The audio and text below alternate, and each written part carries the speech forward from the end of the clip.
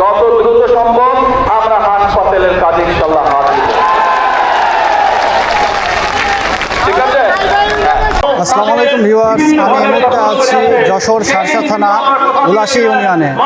আর এইখানে আজকে মাননীয় প্রধানমন্ত্রী খাল খনন করবে।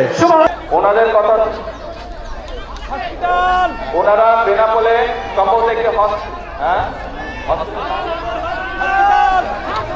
আমার সাথে এক মিনিট ভাই শুনেন, ওনারা যেটা বলেছেন, আমার সাথে স্বাস্থ্যমন্ত্রী আছেন এখানে উপস্থিত।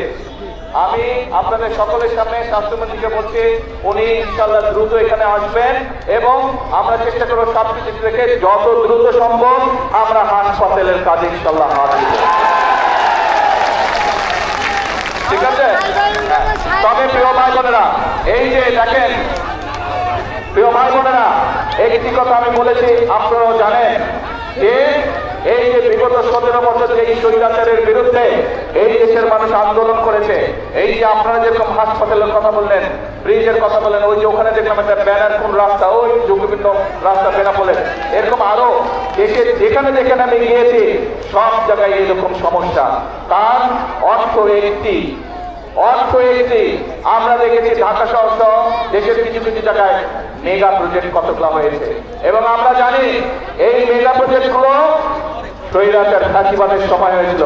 এই মেগা প্রজেক্ট গুলো ছিল মেগা দুর্নীতির কারখানা এবং দেশ থেকে জনগণের অর্থ গত 17 বছর লুটপাট হয়েছে।